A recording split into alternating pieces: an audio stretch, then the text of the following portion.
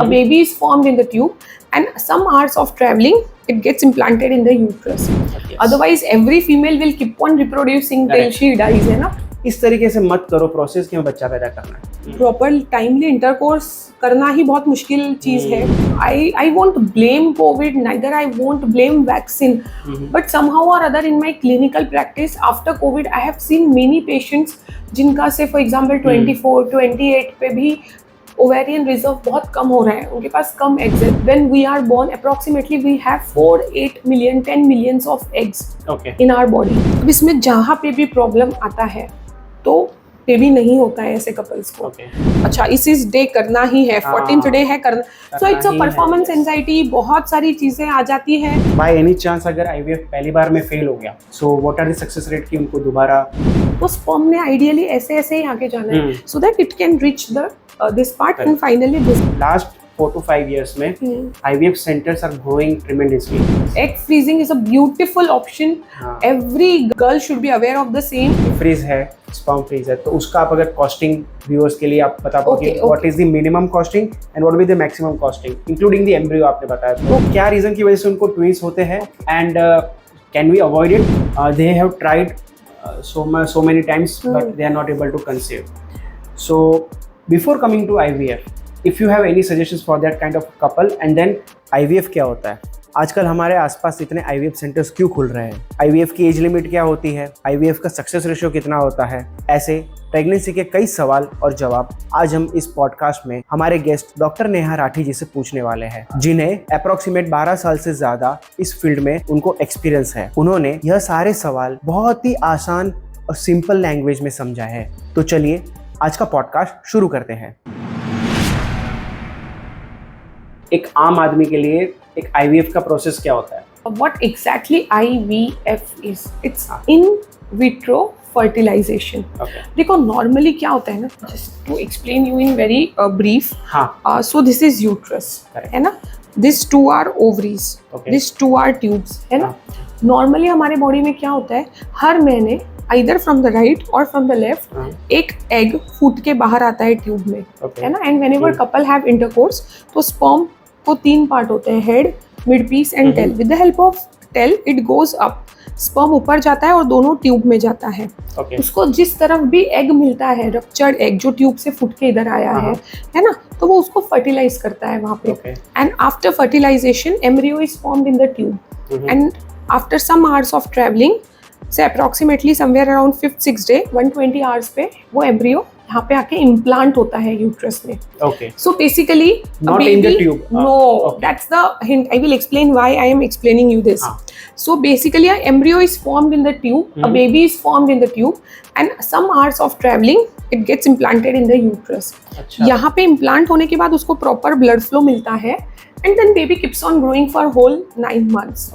ठीक है, अब इसमें जहाँ पे भी प्रॉब्लम आता है तो बेबी नहीं होता है ऐसे कपल्स को। Then comes the role of IVF, in vitro fertilization. मतलब कि ये exact fertilization in vitro. In vitro is बाहर लैब में होता है। इसे कहते हैं IVF या फिर टेस्ट ट्यूब बेबी कहते हैं इसे। तो हम ये प्रोसीजर में क्या करते हैं, टू ब्रीफ यू आउट, जब भी कभी हम बोलते हैं ओवरी में, तो ये दोनों ओवरी में ना whenever a girl child is born, I or anybody, तो इन ओवरीज में ना हमारे पास approximately when we are born approximately we have 4, 8 million, 10 millions of eggs in our body, and they are constant, stagnant like that only till we attain our puberty, till we attain our menarche. जब हमें periods start होते हैं, कोई भी लड़की को period start होते हैं, तो हर महीने इन दोनों ओवरीज में से थोड़े थोड़े एग्स बाहर आते हैं, है ना? सिर्फ फॉर एग्जाम्पल से फॉर एवरेज 4 to 8 एग्स, दोनों में इसमें से 4 to 8 बाहर आए, इसमें से 4 to 8 बाहर आए, रिक्रूट हुए, हम उसे हमारे लैंग्वेज में कहते हैं, और उनके ऊपर हमारे बॉडी के हार्मोन्स काम करते हैं। अब हमारे बॉडी में केवल इतना ही हार्मोन है कि ये जो 4 to 8 बाहर आए हैं ना, उनमें से केवल एक एग को बड़ा कर सके, और वो एग रप्चर होके ट्यूब में आता है। And that is the reason India रहो या out of India, anywhere in the whole world, maximum लोगों को एट ए टाइम सिर्फ एक ही बेबी होता है, बिकॉज हमारे बॉडी में हार्मोन ही इतना है कि हम एक ही एग को बड़ा कर सकते हैं, बाकी सब एग्स एपोप्टोसिस धीरे धीरे मर जाते हैं। ठीक है, and that is the reason the whole story कि जैसे जैसे एज बढ़ता है why fertility decreases, because age का नंबर और एज का क्वालिटी कम होता है जैसे जैसे एज बढ़ता है. Actually to be very precise ना, this is God's and nature's a very beautiful plan to keep a check on population. Otherwise every female will keep on reproducing till she dies, है ना. Especially in India it can happen. So this is God's and nature way to control everything, so that जैसे जैसे age बढ़ता है ये eggs कम होंगे, इनका quality कम होगा. स्पर्म्स कम होंगे, स्पर्म का क्वालिटी होगा. However beautiful you look from outside, may it be Malaika Arora, may it be Amitabh Bachchan, that doesn't matter. They are fit, but then it's the body's physiology कि आपके पास eggs और sperms that are gametes नहीं होंगे. You were asking me what exactly is IVF. Yes. So इन सब में जहाँ पे भी प्रॉब्लम होता है ऐसे कपल्स को बेबी कंसीव नहीं होता है. फिर हम लोग यही सेम प्रोसीजर जो बॉडी में हो रही है नेचुरली, हम उसे बाहर करते हैं in vitro, that is in lab. तो अगर सपोज ये ओवरी है, ओवरी में फॉर एग्जांपल एग्स कम है, जिसे हम कहते हैं AMH कम है, जिसे हम कहते हैं पुअर ओवेरियन रिजर्व, मतलब ओवरी का रिजर्व कम है, या फिर प्री मैच्योरली ये कम हो गया. जैसे मैंने आपको पहले बताया कि जैसे जैसे हमारा एज बढ़ता है ओवरी में रिजर्व कम होता है. बट बहुत सी बार ड्यू टू वेरियस कंडीशंस ये रिजर्व प्री मैच्योरली कम हो जाता है. मतलब कि फॉर एग्जांपल से lifestyle, I won't blame COVID, neither I won't blame vaccine, but somehow or other in my clinical practice after COVID I have seen many patients जिनका से for example 24, 28 पे भी ओवेरियन रिजर्व बहुत कम हो रहा है, उनके पास कम एग्स है. जब हम उनका टेस्ट कराते हैं, AMH नाम का एक टेस्ट होता है, very precisely most of the females know this test. ये हम टेस्ट कराते हैं टू नो कि कितने एग्स हमारे पास बचे हुए हैं. उसके लिए एक सोनोग्राफी भी होता है जिसमें हम AFC स्कैन जिसे हम कहते हैं, एंट्रल फॉलिकल स्कैन, Day 2 या Day 3 पे किया जाता है. तो हमें पता चलता है कितने oocyte रिक्रूट हुए हैं. तो जब हम ये करते हैं ना, तो इन my clinical practice I am seeing many patients coming up कि उनका प्री मैच्योरली ओवरीज में रिजर्व कम हो रहा है. Okay, after vaccination. I can't blame vaccine. I can't blame COVID. क्योंकि अब तक मैं सिर्फ हार्ट के रिलेटेड मैं सुनते आ रहा था कि हार्ट अटैक्स बढ़ गए after doing. See, we cannot blame anything because research is still going on. But then everything is linked with the whole thing of blood supply and the coagulopathies. जो हमने सुना है ना कि कोविड में गांठ हो जाती थी खून में. So somehow or other everything is linked up with that. यहाँ पे भी blood circulation चाहिए ना ovary में to grow it properly. So let's see. Research. It's too early. Research. Maybe, yeah. It's too early to comment anything. But then in our clinical practice, I don't know because of lifestyle changes also. Yes. After COVID, lifestyle has reversed by 360 degree in toto. Correct. So let's find out. Research are still going on. तो जब भी यहाँ reserve कम होता है, eggs कम होते हैं, है ना, या फिर एग्स बहुत ज्यादा है, द वेरी कॉमन PCOD में क्या है, अपोजिट ऑफ दिस, बहुत सारे एग्स हैं. बट देन हमारे बॉडी में, जब मैंने आपको पहले एक्सप्लेन किया कि जब 4 to 8 एग्स है सिर्फ, still our body don't have that hormone कि सबको बड़ा कर सके, ओनली वन इज डोमिनेंट. तो आप सोचो जब PCOD में बहुत सारे एग्स है तो there is lot of fighting inside for the hormone, and the scenario is कोई भी अंडा बड़ा नहीं होता है. And the whole story goes to कि जब एग ही बड़ा नहीं हो रहा है तो आगे का कोई प्रोसीजर ही नहीं होगा. That's the one of the reason कि हार्मोनल इम्बैलेंस की वजह से ये हो रहा है. Correct. Then another is tube में ब्लॉक है यहाँ से, या फिर for instance this is a bad tube, hydrosalpinx बड़ा मोटा हो गया है, ईडिमा सूजन आ गया है, आजू बाजू इन्फेक्शन हो गया है, देन इट डजंट हैपन्स. और अगर गलती से यहाँ भी रह भी जाए फिर pregnancy, then it gets converted to ectopic pregnancy, which is very common. Our audience must be knowing it. तो ectopic pregnancy मतलब कि देखो, this is the normal place for pregnancy. But जब भी pregnancy यहाँ ना रहते यहाँ रह रहा है, ectopic is different location from its location. तो ये प्रेगनेंसी का नॉर्मल लोकेशन है, ectopic is some other location. तो ट्यूब में बच्चा बन रहा है और वो कोई भी रीजन से अगर यूट्रस तक नहीं पहुंच पा रहा है, वो ट्यूब में ही ग्रो होता है. बट ट्यूब हमारी, yes, and tube is very thin and it's a very fragile structure, बहुत ही डेलिकेट स्ट्रक्चर है. वहाँ बच्चा एक से 6-7 वीक्स के बाद it's very difficult to grow, tube फट जाती है, and that is an emergency then. So this is called as ectopic pregnancy and it is very common in tube because बच्चा बन ही ट्यूब में रहा है. This is very common, you are saying. This No, is- ectopic is not common. Tubal ectopic is very common. Ectopic can happen in ovary and elsewhere also in body. But then tubal ectopic is common in the ectopic group, I am saying. Okay. है ना, because बच्चा बन वहा ही रहा है और because of bad tube, because of infections, अगर वो बच्चा ट्रैवलिंग करके यूट्रस में नहीं आ पा रहा है तो फिर वो वही रह जाता है, and that is the reason behind ectopic pregnancy. Okay. Then another reason is in the uterus. Fibroid है, polyp है, 2 uterus है. I have patients who have 2 uterus. या फिर यूट्रस में कुछ और एबनॉर्मलिटी है, सेप्टम है अंदर, जैसे ये पर्दा है इन आवर लैंग्वेज, पर्दा है, या फिर जाला जाला हो गया है, एशरमैन सिंड्रोम, या फिर यूट्रस में ब्लड फ्लो का प्रॉब्लम है बिकॉज ऑफ कोएगुलोपैथी, और any other reason where uterus can not sustain, तो फिर प्रेगनेंसी आगे नहीं जाती है. And the most important reason which counts for 50% of infertility is male factor. है ना? Sperms में प्रॉब्लम है. First problem is number. उनका नंबर काउंट कम है, या फिर 0 है जिसे हम अजूस्पर्मिया कहते हैं. Cases are rising. Then another is strength. Yes, morphology. Strength के जगह हम लोग morphology बोलते हैं. Morphology in the sense head, mid piece और tail सही से चाहिए. अगर इन तीनों में कुछ गड़बड़ है तो भी sperm is not able to reach to its location and do its work. Yes. And then another problem is in the tail, motility. जो sperm होता है Move उसको नहीं कर पा रहा है. Yes, tail होने के पीछे it's a beautiful reproductive medicine is a beautiful thing है ना. God has created it in very beautiful fashion. So tail has its own purpose. See, जब ऐसे ऐसे स्पर्म जाता है ना तो we call it as progressive motility, grade 4 और ग्रेड 3 मोटिलिटी. तो स्पर्म ने आइडियली ऐसे ऐसे ही आगे जाना है so that it can reach the this part and finally this part. But बहुत सी बार स्पर्म को मोटिलिटी तो होती है बट वो जगह पे ही हिलते हैं, and that is called as non progressive motility. Motility है बट जगह पे ही हिल रहे हैं. And then there is grade 1 sperm which are called as immotile sperms. Sperms are alive, sperms है, but then they are immotile, वहीं पे है. They are not moving. They are not moving. और अगर वो मूव ही ना करे तो वो ट्यूब तक ही नहीं पहुंचेगी. So basically we need to know all these things कि पहले हमें ये समझना जरूरी है कि इनफर्टिलिटी के पीछे रीजंस क्या है. And then there are times जब ये सब कुछ नॉर्मल है but still patient don't conceive. Then at that time we call it as unexplained infertility. हम उसे unexplained infertility बोलते हैं कि सब कुछ है but explain नहीं कर सकते. There are many reasons behind that also. तो जब ये सब reason से कोई couple conceive नहीं कर पाता है, then comes the role of IVF.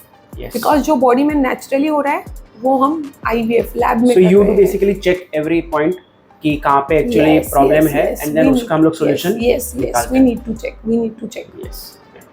एक जनरल सा मैंने एक ऑब्जर्वेशन किया, even the audience might have observe कि लास्ट 4 to 5 years में IVF centres are growing tremendously. मतलब even where I am living पहले एक भी नहीं था, राइट नाउ ऑलरेडी 3 है and 4th one is opening. So can आप, because you are into this field, आप बहुत टाइम से इस फील्ड में काम कर रहे हो, कुछ कॉमन आपने कुछ देखा होगा कि why this is happening? I would say the whole story is of lifestyle. है ना, जितना हम लोगों का सबका लाइफस्टाइल चेंज हुआ है, प्लस प्रोफेशनल लाइबिलिटीज. पहले before 30 family used to get completed. 35 पे तो फैमिली प्लानिंग का ऑपरेशन होता था. But then because of professional liabilities, professional priorities, I would say work-life balance, everything has been disturbed. Now people start off reproduction and reproductive career, I would say, after 35, once they are very much settled into their professional life. So this is one of the reason. और मैंने आपको जो भी अभी explain किया है ना, everything has a solution. But then age is a thing which don't have solution for anything. We cannot reverse age. हम बाकी सब तो with help of science, with help of n number of things we can reverse everything. But then age cannot be reversed. अच्छा, इसी पे मेरे को एक क्वेश्चन याद आ रहा है कि जैसे आपने बताया कि we can't reverse the age in terms of, अगर मैं एग की बात करूँ, स्पर्म की बात करूँ, तो जो अभी मेरी कंडीशन है या किसी भी पेशेंट की कंडीशन है, सो जैसे एज बढ़ती जाएगी डेफिनेटली वो डिग्रेड होते जाएंगे. सो हियर कम्स कि मैंने सुना है कि एग फ्रीज कर देते हैं लोग. Absolutely important topic you are talking about. Yes. So थोड़ा आप बता दीजिए. Yes. So a very important topic you have started. So I would say it's a boon for all the females. I being female myself, so it's a boon for all the female जिन्हें अपना reproductive और professional life balance करना है. तो it's a very good option. उसमें क्या किया जाता है ना, द सून यू स्टार्ट, जितना जल्दी आप आपके oocyte या स्पर्म फ्रीज करो उतना अच्छा क्वालिटी का है. For example say a patient is in her 25 years of her age, ठीक है, and she wants to focus on her career first, professional career first.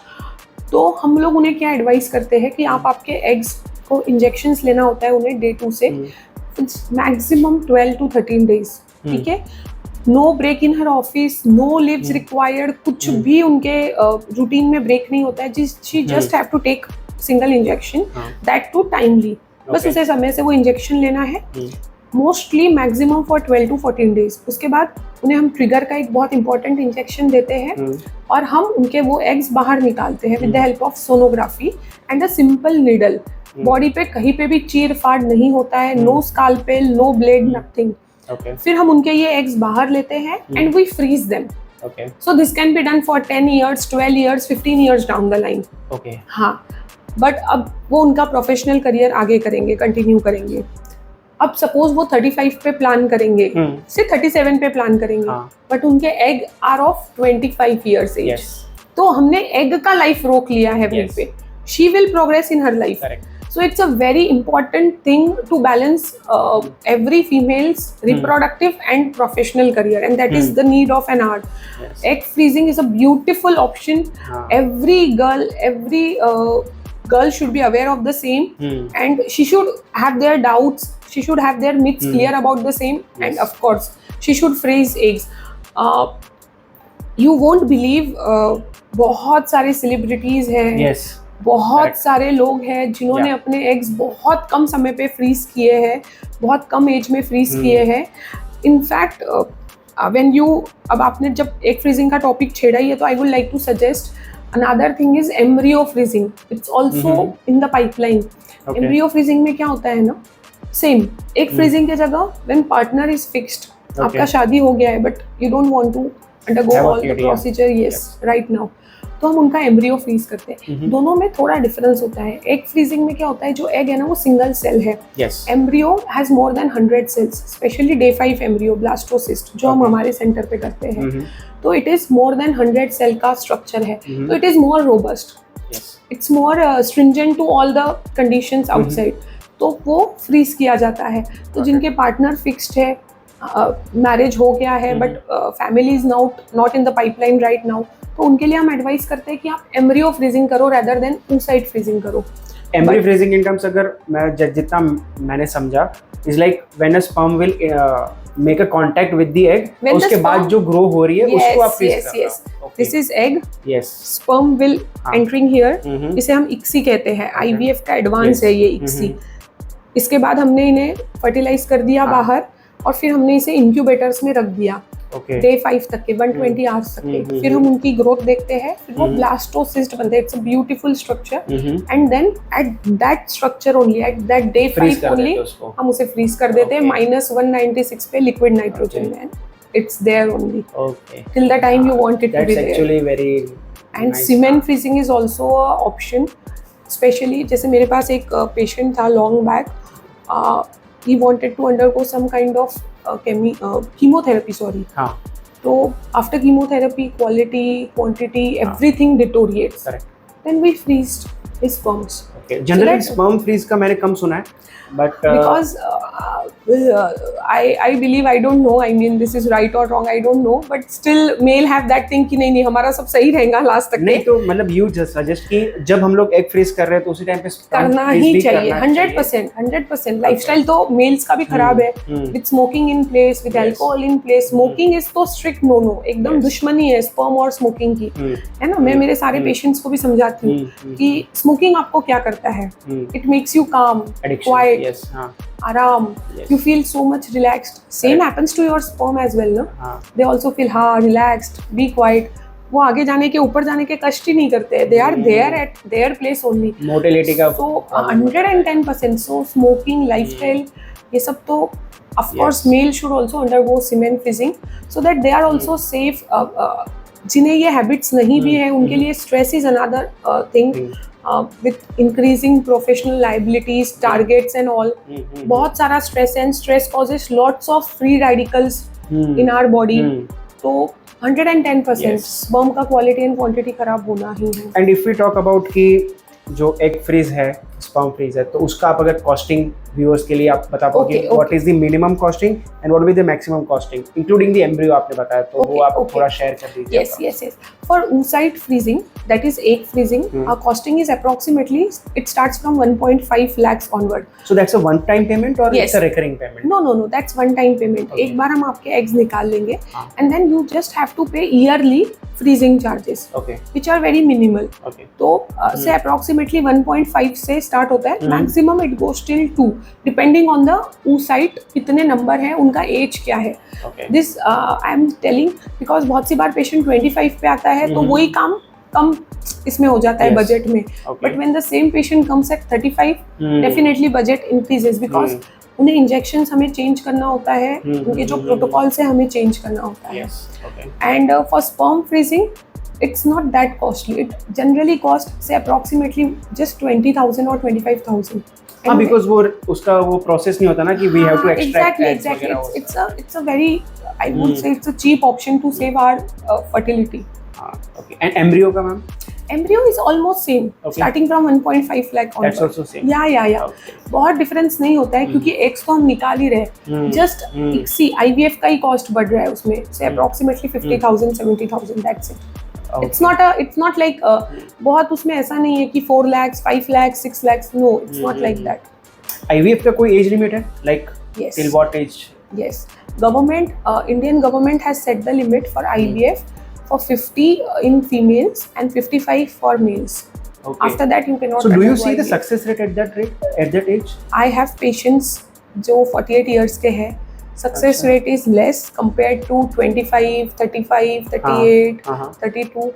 But yes, they have the option. और हमें भी करना है because 50 तो government ने ही set किया है. सक्सेस रेट कम है, ये हम पेशेंट को फर्स्ट डे से समझाते हैं. बट देन यूट्रस अगर सही है उनका, अच्छा है, अंदर फाइब्रॉइड पॉलिप कुछ नहीं है, तो दे कंसीव. और सपोज बाय एनी चांस अगर आईवीएफ पहली बार में फेल हो गया, so what are the success rate कि उनको दोबारा करवाना चाहिए? पहला क्वेश्चन ये है कि लेट मी टेल यू, जो नेचुरली सक्सेस रेट है, नेचुरली इन द सेंस जब भी कोई कपल इंटरकोर्स करके प्लान कर रहा है, natural pregnancy, the success rate is just 8 to 10%. And that's why every female is not pregnant every month. Correct. जब हम एग बनने का मेडिसिन देते हैं, ओव्यूलेशन इंडक्शन ड्रग्स देते हैं, उससे ये सक्सेस रेट मान के चलो आप 10-15% तक जाता है. जब हम IUI करते हैं, so in brief I would say IUI मतलब क्या होता है, स्पर्म्स लिए जाते हैं, एग बनाया जाता है फीमेल का, स्पर्म्स लेते हैं, उन्हें सेंट्रीफ्यूज और कुछ प्रोसेस करके उन्हें बहुत क्लीन किया जाता है, डेब्रीज पूरी रिमूव की जाती है, and whenever a couple have intercourse they place their semen here. हम IUI में उनका सीमेन क्लीन करके पूरा यहाँ डालते हैं with the help of a simple IUI catheter. It is called as intrauterine insemination. यहाँ हम डाल रहे हैं एंड फिर हम स्पर्म यहाँ से आगे जाके फर्टिलाइज कर रहे हैं. इट जस्ट की for example to be very this thing, so let's make it little funny. अगर suppose किसी को विरार जाना है ना, so यहाँ तक के दादर का हो गया, अब दादर से बोरीवली तक के हमने उसको लोकल करा दी, so that it goes very smooth till यहाँ. अब उसको आगे खुद जाना है, so IUI is like that. ठीक है, so IUI का success rate is 15 to 20%, max 25% जब हम ड्रग्स चेंज करते हैं, इंजेक्शंस चेंज करते हैं. And with IVF success rate is 45 to 55%, average age group I am stating, सब एज ग्रुप का मिला के. So there is no where 100%.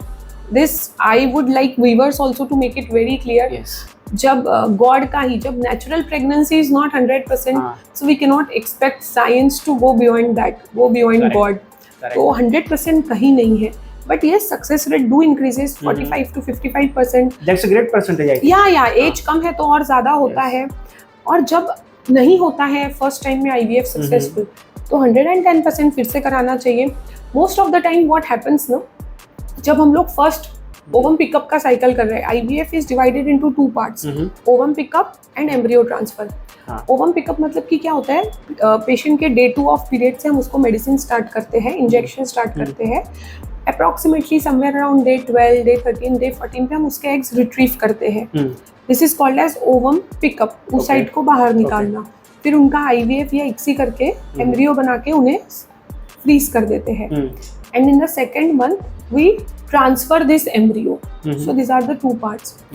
So at our centre we preferably do कि हम लोग क्या करते हैं ना कि हम लोग किसी भी पेशेंट के लिए ना we try our best with all the best injections in place कि हम उनके ज़्यादा एम्ब्रियोज बनाए. जैसे फॉर एग्जांपल 3 और 4 एम्ब्रियोज तो हम मिनिमम बनाने की कोशिश करते हैं फॉर एवरी पेशेंट. तो उससे क्या होता है, सपोज मैंने किसी का डे 5 का एक एम्ब्रियो यहाँ ट्रांसफर किया यूट्रस में, and suppose by any chance it fails, I still have embryos down the line.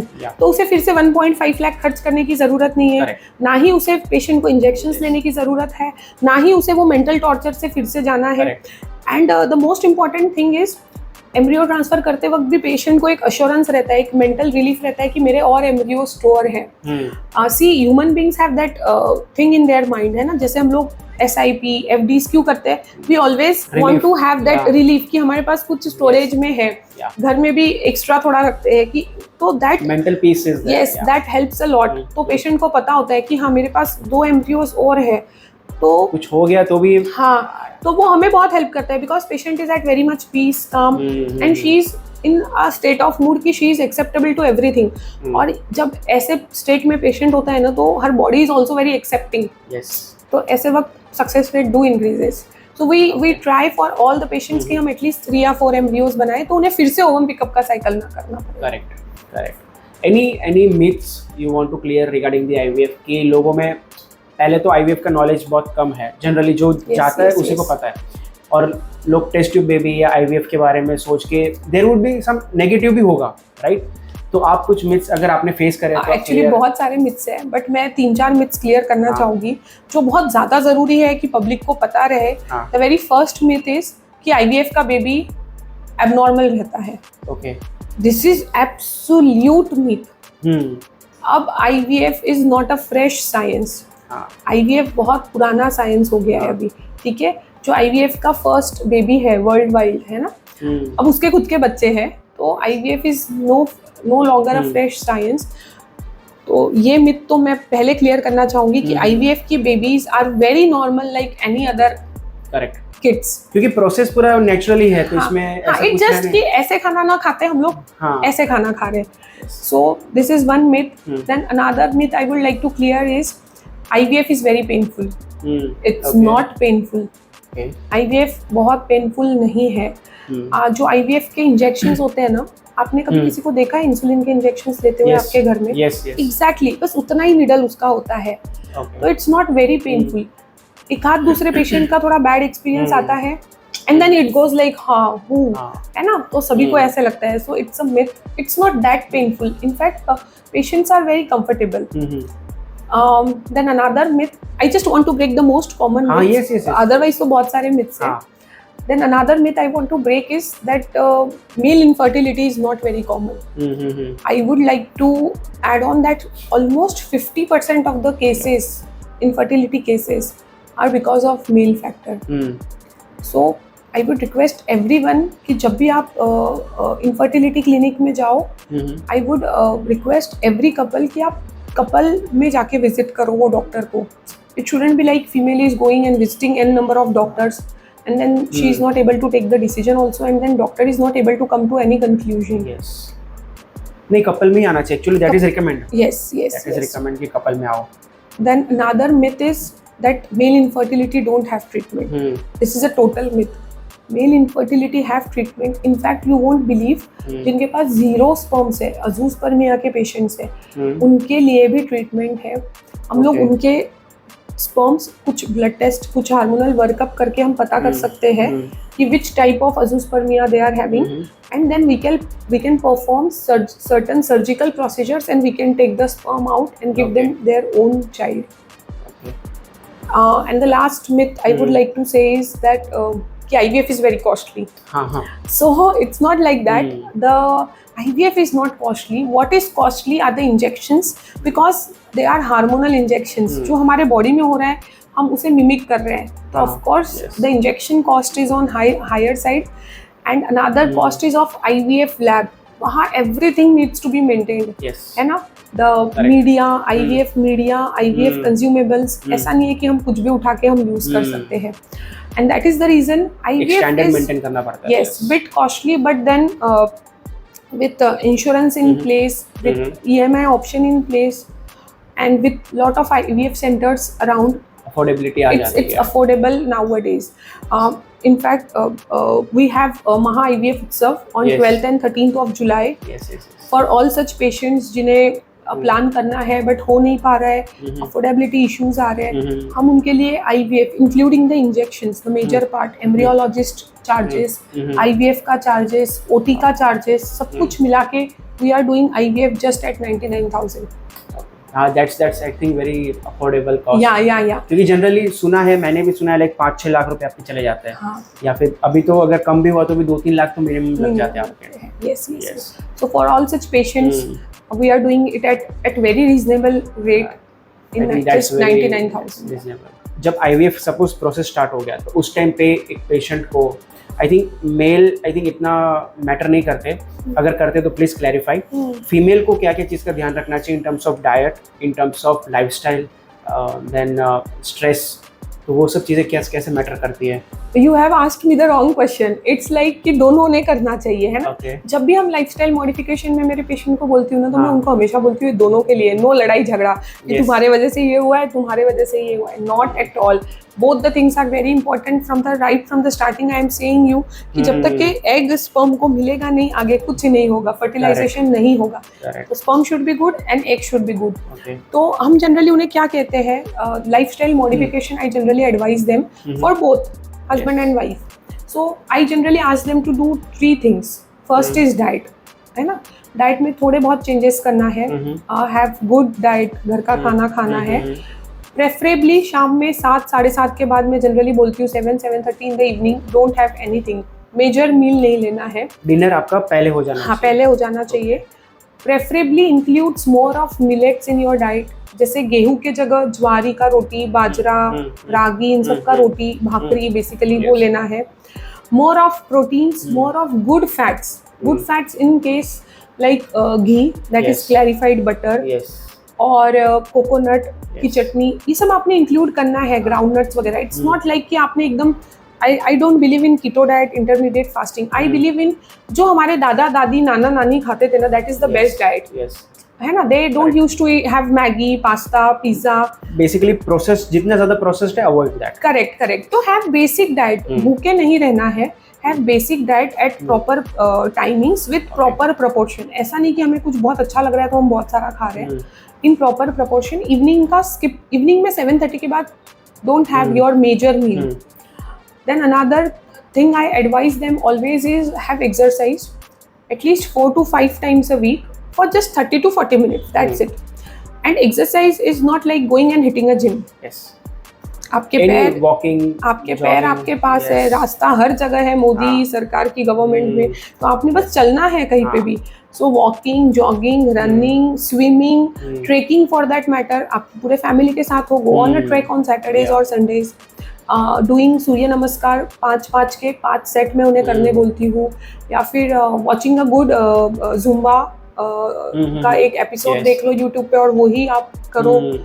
तो exercise, and then the last and very important thing is sleeping on time, 10:30 to 11 o'clock, and no screen half hour before sleeping. No laptop, no TV, no mobile, no screen basically half hour before sleeping. So when 3 things go together, food, exercise and sleep, then it gives a perfect blend of lifestyle modification. And we get excellent results in terms of quality of egg and quality of sperm. तो आपने जैसे fighting का भी issue raise करा था between the couples, right?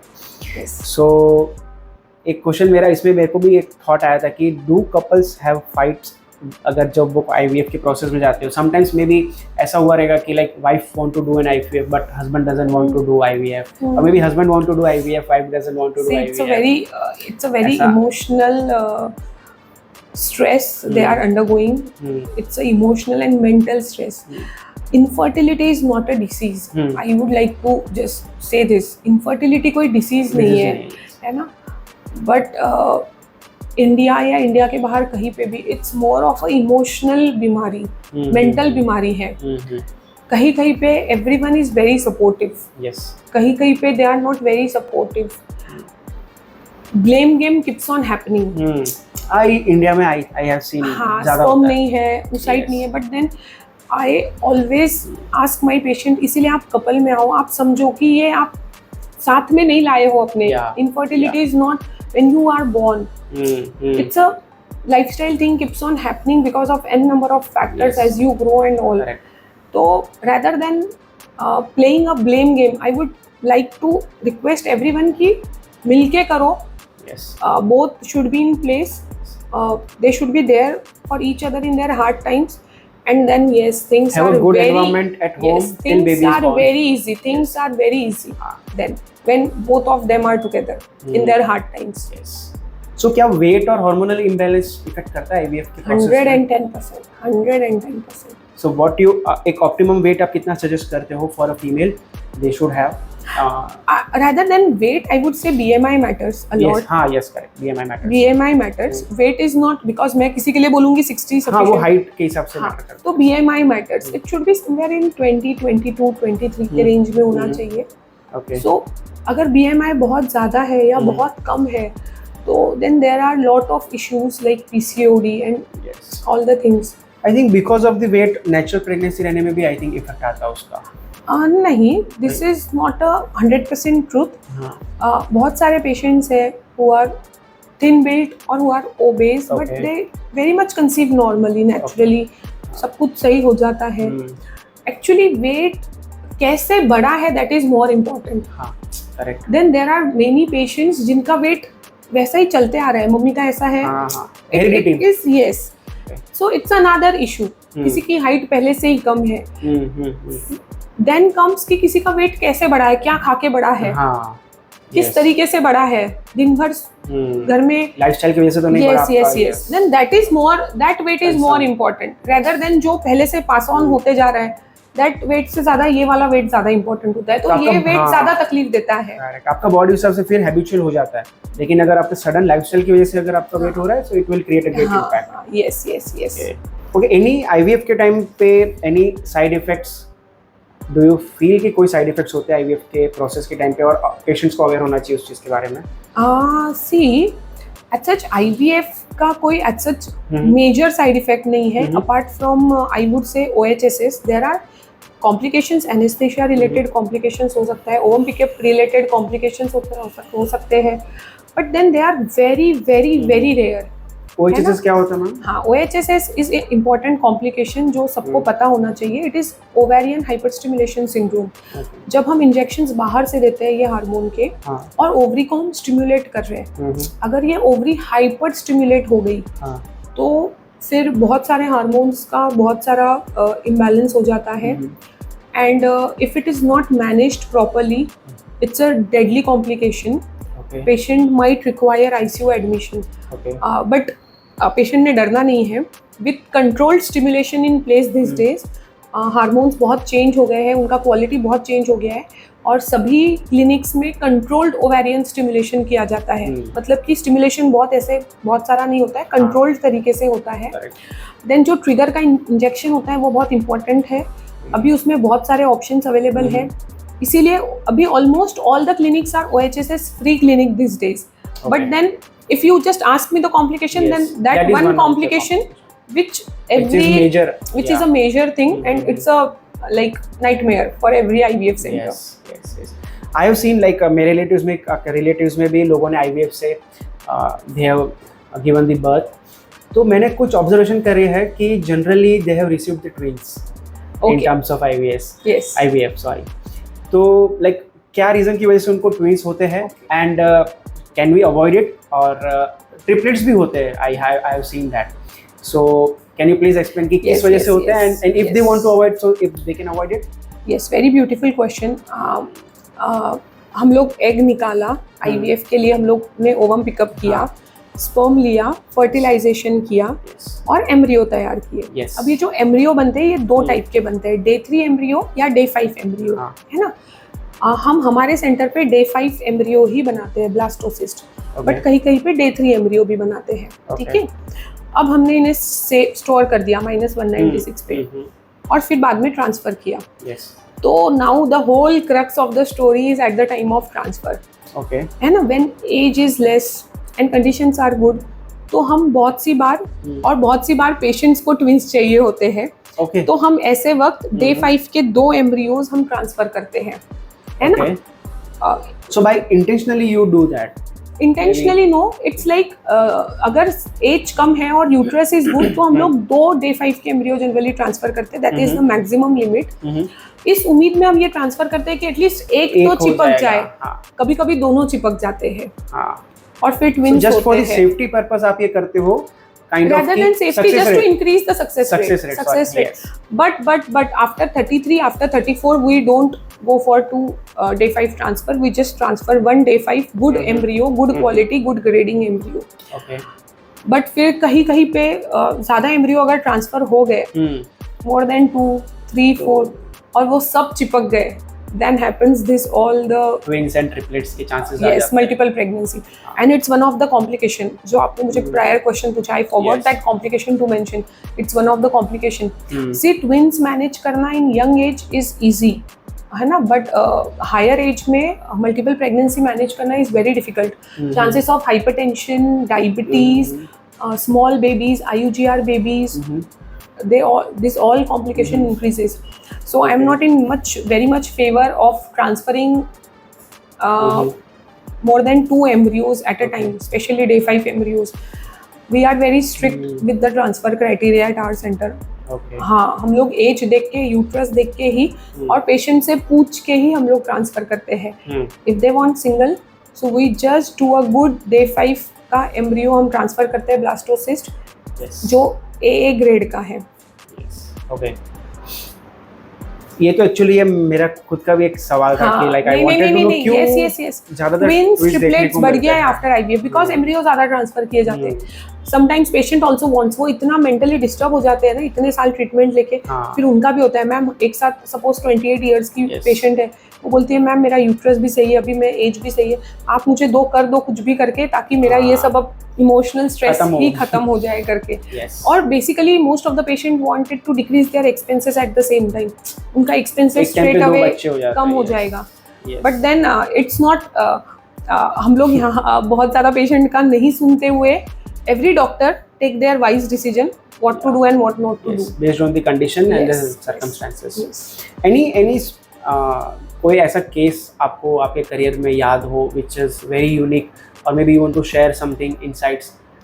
Okay, I will share one case with you.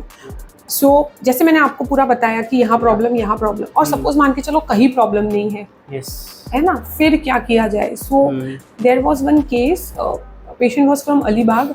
I won't say the name. Please. Yes, patient was from Alibag. So when she came to our hospital, she previously had 2 IVF failures from another center. Okay. It is fine. 2 IVF failure थे उनके. One was self cycle failure. Self cycle in the sense उन्हीं के eggs लिए थे, sperm लिए थे, IVF किया था और embryo transfer किया था, but it failed. Okay. Then next cycle में सिर्फ embryo transfer किया था, वो embryos का, frozen embryos का, it also failed.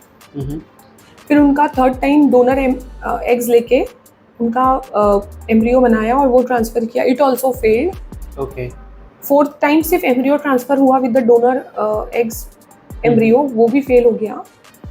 So basically उसके 4 ट्रांसफर फेल हो गए थे। Then she came to us, then we studied पूरा केस, फिर से स्टडी किया, उन्हें फिर से पूरे क्वेश्चंस पूछे, तो फिर हमने उनका फिर से IVF किया, सेल्फ साइकिल, उनके एम्ब्रियोज बनाए। But then what we changed in our protocol was, वहाँ तक के हमने सब कुछ सेम किया, बट जब हम उन्हें ट्रांसफर किए हमने उनके वो एम्ब्रियोज, जब हमने कुछ प्रोटोकॉल्स में चेंज किया, इम्यूनिटी मॉड्यूलेशन होता है हर पेशेंट में, Okay. be it be IVF, be it be natural pregnancy. So in pregnancy immunity थोड़ा modulate होता है हमारे body में, change होते हैं, बदलाव आते हैं उसमें कुछ. Yes. अगर वो बदलाव ना आए by any reason, बहुत सारे cells, बहुत सारे markers होते हैं हमारे body में, TH1, TH2, cytokines, interleukins, बहुत सारी चीज़ें होती है. अगर ये सही से इनका काम ना करे, रोल प्ले ना करे, तो इम्यूनिटी में वो बदलाव नहीं आते हैं, जिसके वजह से एम्ब्रियो एक्सेप्टेंस नहीं होता है. Okay. That is one, I think you can say कि condition कि जहाँ पे ये होना चाहिए. फिर हमने उन्हें कुछ स्पेशल इंजेक्शंस दिए जिसके वजह से ये इम्यूनिटी के चेंजेस उनके बॉडी में आए. We transferred and she got pregnant in first attempt. अब तो उनका डिलीवरी भी हो गया है. That's nice. So yes, that case. Okay. So hormonal imbalance, I think that was the key. कि वो hormone it was more of immunity thing. जो इम्यून का मॉडिफिकेशन होना चाहिए, इम्यूनिटी का modification for a pregnancy to happen, जब जाके वो बेबी एक्सेप्ट होता है बॉडी में. आई बिलीव कि कुछ तो वहाँ गड़बड़ चल रहा था, तो हमने वो सही किया and then she conceived. Okay. So एक और चीज़ है कि जहाँ पे कपल्स गिव अप कर देते हैं, इन टर्म्स ऑफ कि दे have tried so many times but they are not able to conceive. So before coming to IVF, if you have any suggestions for that kind of couple, and then suppose अगर कुछ नहीं बन रहा है, then is it the IVF the only solution for getting a baby? So is this the if you can clarify the process in between? जब भी कभी couple plan कर रहा है बट देन नहीं हो पा रहा है, कंसीव नहीं हो पा रहा है, so I would just ask them कि आप आपका लाइफस्टाइल एक बार सही करके देखिए. देखो स्ट्रेस सभी को आता है, एवरीवन इज हैविंग हिज और her amount of stress, but then उसको भगाना भी बहुत ज़रूरी है. So half hour, 1 hour, 2 hour, 3 hour, don't let it get inside, incorporated in your body deep down की बहुत सारे फ्री रेडिकल्स और सब कुछ बॉडी में खराबा हो रहा है, बहुत सारा इमोशनल और हार्मोनल डिस्टर्बेंसेस हो रहे हैं. So yes, avoid that stress, improve your lifestyle, try to spend good quality time with your partner. Preferably preferably एक बार का खाना साथ में खाइए, either lunch, either dinner, either breakfast, whatever you can have.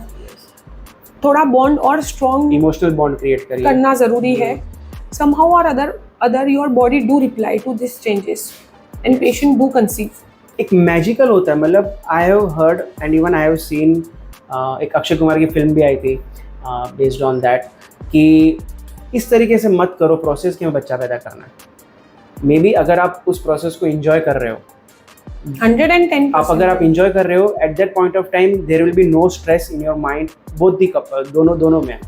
सो उस टाइम पे आपके चांसेस होने बहुत ज़्यादा है. 110%. See, everything has its own purpose. Food to eat, water to drink, everything. And same is intercourse. It's a pleasurable activity. And what nowadays it's happening is because of work-life balance and everything, जैसे intercourse होना चाहिए, generally what we ask our patient ना कि 8th या 10th day से आप alternate day intercourse plan करो. Say for example till 20th day at max. At least minimum आपने इतना करना है. There is a scientific reason behind that, क्योंकि जो एग रिलीज होता है ना उसका लाइफ होता है मैक्सिमम 18 to 24 hours मैक्सिमम. और स्पर्म का लाइफ होता है 3 to 4 days. तो अगर आप ऑल्टरनेट डे इंटरकोर्स करो तो you have enough sperms in your body कि एग कभी भी रिलीज हो तो वो उसको टाइमली फर्टिलाइज कर दे. अदरवाइज अगर आपने बहुत लंबे समय नहीं किया है तो इंटरकोर्स, तो आपका एग मर जाएगा 24 आवर्स में. आप उसके बाद या उसके पहले कितना भी इंटरकोर्स करो, इट्स ऑफ नो हेल्प. तो हम जनरली पेशेंट को बोलते हैं कि 8th और 10th day onward you have alternate day intercourse till 18th और 20th day at max. But then because of work life balance, because of lot of factors, husband इधर है, वाइफ इधर है, लेट घर में आ रहे हैं, then this is the biggest culprit. So with all these things in place, nowadays proper timely intercourse करना ही बहुत मुश्किल चीज़ है. And then that is another reason. मेरे कुछ फ्रेंड्स हैं जो IVF के टाइम में उनके अनप्लान्ड बेबीज हो गए. तो जब हम लोग लॉजिकली उसके बारे में सोचे ना, they were not thinking of doing the babies, they were enjoying the process. And at that point of time the chances of getting a conceive बहुत ज्यादा बढ़ जाता है correct, exactly correct, you have very good pointed out this fact. देखो जब भी कोई जिसकी फैमिली कंप्लीट है सपोज, उन्हें तो स्ट्रेस ही नहीं है ये सब, हाँ. उन्हें झट से रुक जाता है, हाँ. They conceive very fast, very quickly, because it's not in their mind, it's not in their list only, they are enjoying the whole process. ठीक है, ही नहीं है। हाँ ठीक है, intercourse is a pleasurable activity, they are enjoying it.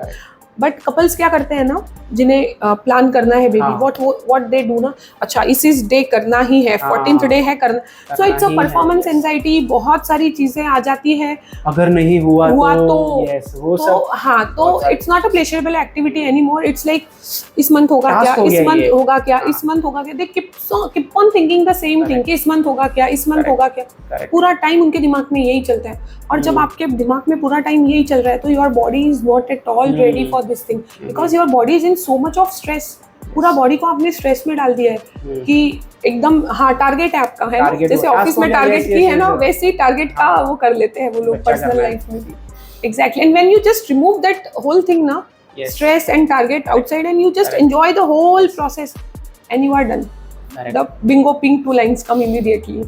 Correct. And are there some diseases, like if I talk about thyroid हो गया, diabetes हो गया, which you think कि IVF process के शुरू होने से पहले we should take care of that kind of disease which can hamper the process?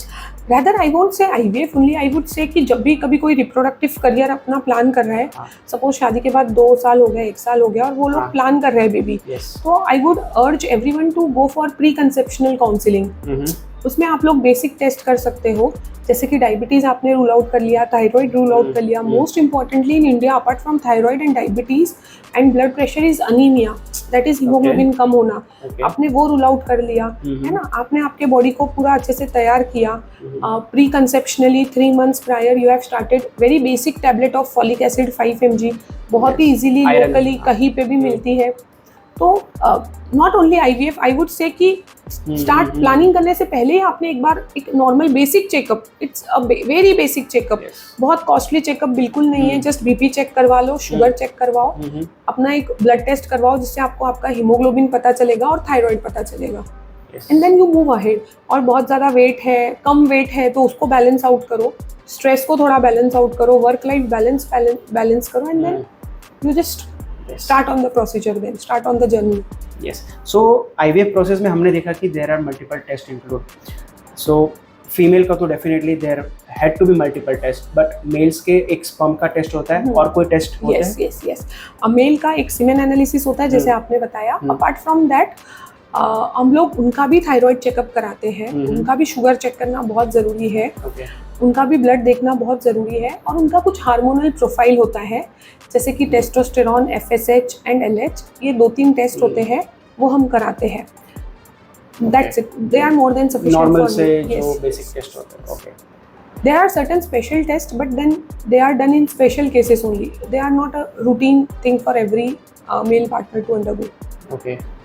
Ma'am PCOS या एंडोमेट्रियोसिस हो गया या थायराइड हो गया, तो उनकी जो कंडीशंस होती है तो वो कैसे IVF के सक्सेस रेट पे डिपेंड करती है? Okay. So let's talk about first thing PCOS.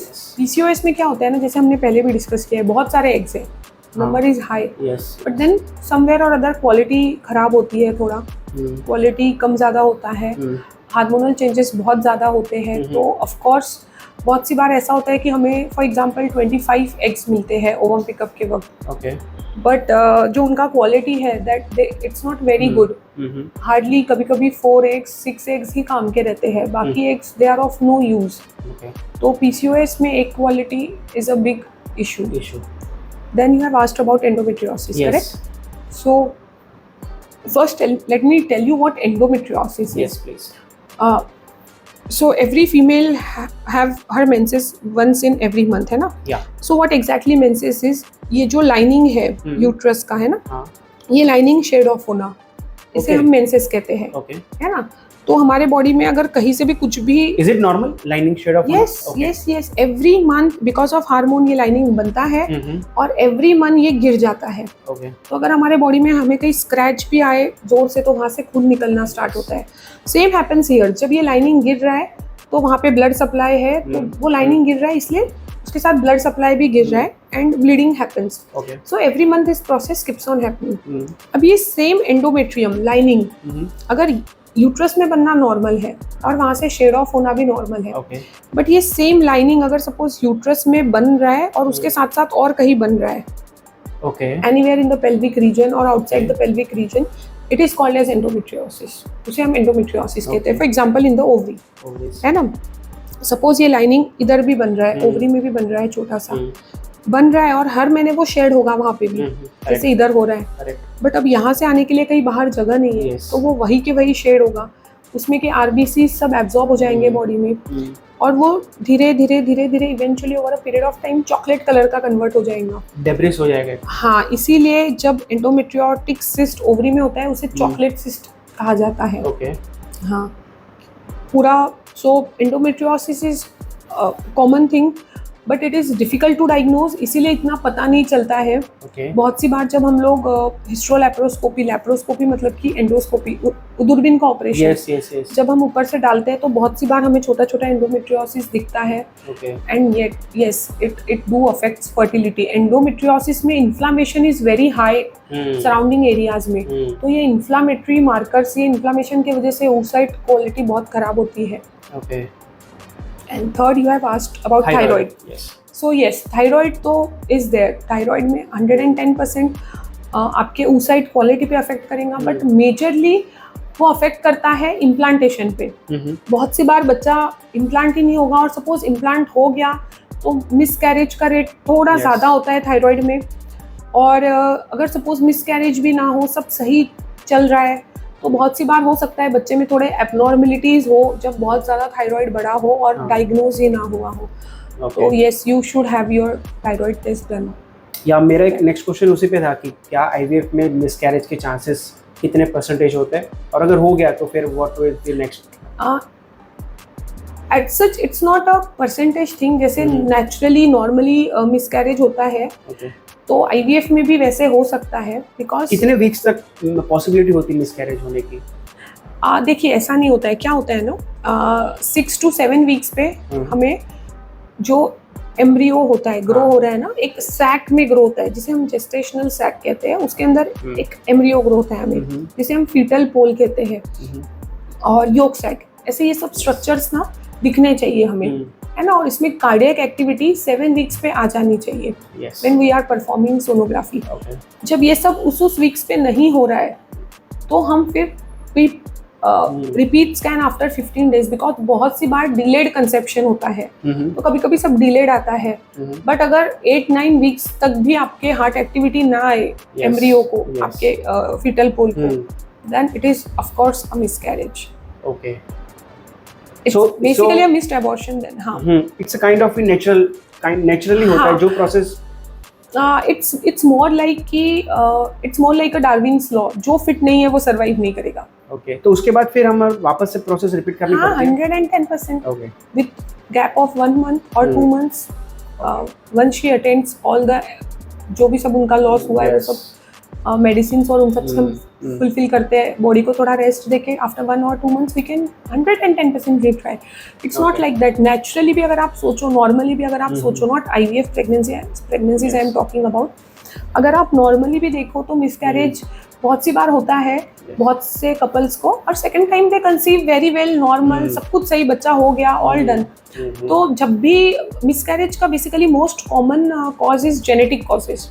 So it's God's own plan कि जो बेबी बाहर आके फिट नहीं है सर्वाइवल को, it gets terminated there and there only.